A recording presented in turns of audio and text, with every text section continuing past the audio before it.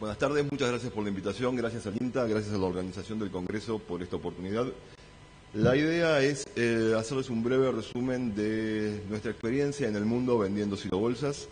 Queremos antes que nada repasar unos breves conceptos viejos, remanidos y por todos conocidos, pero nunca está de más repasarlos. Por nuestro lado decimos que la silobolsa es la técnica que revolucionó el almacenaje y conservación de granos y forrajes, complementando el método de acopio tradicional. Acá hay una definición fundamental desde nuestro punto de vista. Siempre planteamos que somos un complemento y no un sustituto del método tradicional. No tendríamos manera de sustituir la capacidad de almacenaje que hay en el mundo, pero ninguna duda estamos en condiciones de complementarla y sobre todo en situaciones que vamos a ver un poco más adelante. Nuevamente, un detalle conocido por todos: tubo de polietileno plegado sobre sí mismo, producido por el sistema de coextrusión, blanco por fuera, negro por dentro, fabricado con materias primas de última generación, por lo menos en el caso de los productos más reconocidos, y con sistemas de estabilización ultravioleta. ¿Cuáles son los beneficios de la silobolsa? Por un lado, un ahorro importante en fletes y almacenajes, permite diferenciar calidades y disponer de los granos sin demoras. Nuevamente, complementa la capacidad de almacenaje, absorbiendo picos de producción, y tiene máxima estabilidad, máxima elasticidad, perdón. En definitiva, lo que estamos diciendo acá es que solamente compran bolsas en el momento en que las necesitan. El día que no tienen necesidad, no hay necesidad de comprarlas. Si las quieren comprar no hay ningún problema, pero sabemos que no lo hacen. Y hay una bajísima inversión inicial. Como bien decían antes, son aproximadamente 50 países que han utilizado o adoptado el sistema de silobolsa. Estos son algunos de ellos.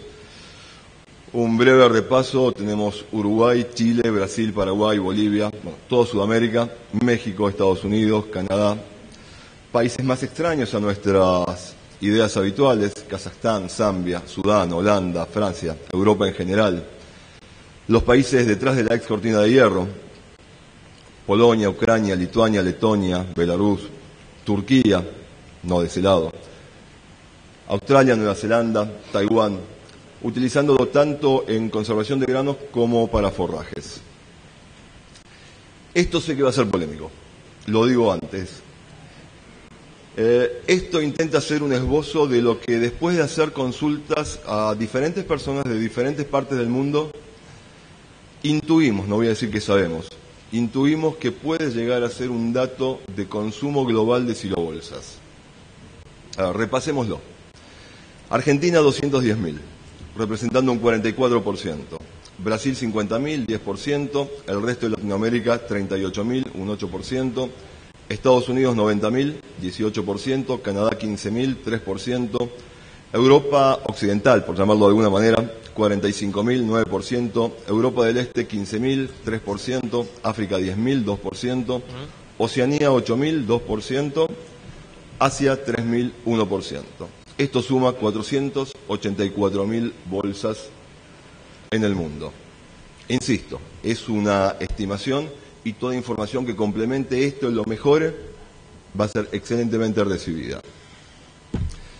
Hay otro dato que creo que no es menor y que debemos mencionar, y que es que en la Argentina, con los fabricantes, llamemos históricos, de silobolsa, hay capacidad suficiente para abastecer el mundo, no solo para abastecer la Argentina. Estamos en condiciones de abastecer absolutamente todo lo que se requiere hoy. Indudablemente estamos apostando a un crecimiento bastante importante en los próximos años. ¿Cuáles son los nuevos mercados? ¿Cuáles son los mercados que estamos buscando, los mercados que estamos apuntando? Los mercados que no son los mercados tradicionales, que no son los países fáciles, que no son los países donde tenemos empatía. Países con importantes déficits de capacidad de almacenaje de granos y países importadores de granos. Creo que en estas condiciones, en estas características, es donde está el futuro. ¿Quiénes son los potenciales clientes? Productores agrícolas, traders, acopios, cooperativas. Y de una forma extraña a nuestro pensar, gobiernos nacionales, gobiernos estaduales. En muchos países Bueno, a ver, antes Lalo decía que algunos nos afeitamos todos los días o día por medio, nos acordamos de la crisis del 2001. Otros nos acordamos de la junta de granos. Entonces, en otros países o hay juntas, o el Estado regula el mercado, o el Estado regula y subsidia o regala el grano. Son todas diferentes situaciones que se van dando. ¿Cuál es la situación actual? La inversión en semillas, en agroquímicos, la hace el productor.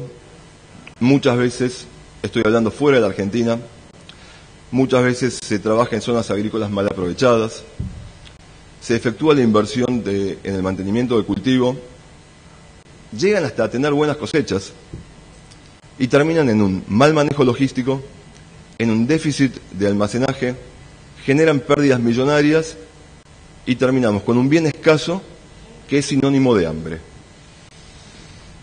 Acá no pienso plantear que la silobolsa no es un negocio. Lo que quiero decir es que la silobolsa, al margen de ser un negocio, que es lo que nos impulsa a todos, genera bienestar. Por eso el título de esta presentación era Creando Valor. Creemos que la silobolsa crea valor.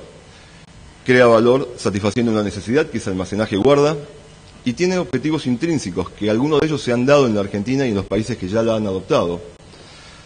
Uno de los primeros, y que fue una situación que se dio muy al principio, fue el cambio del poder de decisión, sobre todo en la venta de grano. El poder de decisión que antes no estaba en manos del productor, pasó a estar en manos del productor. El manejo del grano pasó a poder estar en poder del productor agrícola. Pero al mismo tiempo se genera mayor disponibilidad de granos para procesar y nuevamente reducción del hambre.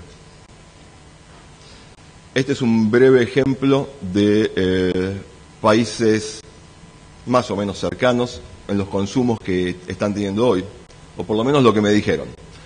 Uruguay con 16.000 unidades, Chile con 6.000, Bolivia 2.500, Paraguay 10.000, Rusia 10.000, Australia 7.000, Nueva Zelanda 1.000, Sudáfrica 7.000, India, que es uno de los últimos que se ha incorporado, 1.500 unidades.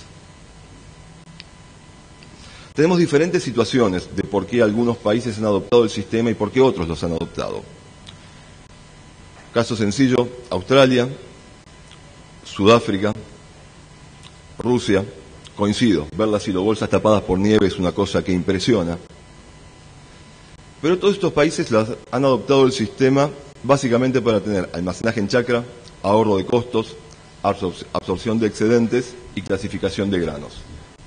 Esto está bastante cercano a cuál es la razón por la que la Argentina tuvo el éxito que tuvo, al margen de las crisis que nos caracterizan. Pero después pasamos a países que tienen situaciones totalmente diferentes a estos que he mencionado. Y yo creo que como ejemplo basta mencionar a la India. Esto es una planta de embolsado en la India, con maquinarias muchas veces... el desarrollo en la India se hizo con maquinaria argentina, con bolsas argentinas, con mucha participación argentina, pero nos encontramos con situaciones totalmente diferentes. Pensar que el grano lo van a traer en camioncitos de 4 toneladas es totalmente lejano a nuestra realidad. Esto es lo que sucede en este tipo de países. Y las necesidades son totalmente diferentes, porque acá no son ni siquiera minifundios, son micro. Estamos hablando de la mayoría de productores que tienen tal vez media hectárea. Nuevamente, situaciones totalmente diferentes a nuestras, donde la única forma que pudimos ofrecer la silobolsa como una solución fue plantear que había que generar cooperativas, traders o centros de acopio. En definitiva, lo que se hizo por el momento son centros de acopio tercerizados por los diferentes estados.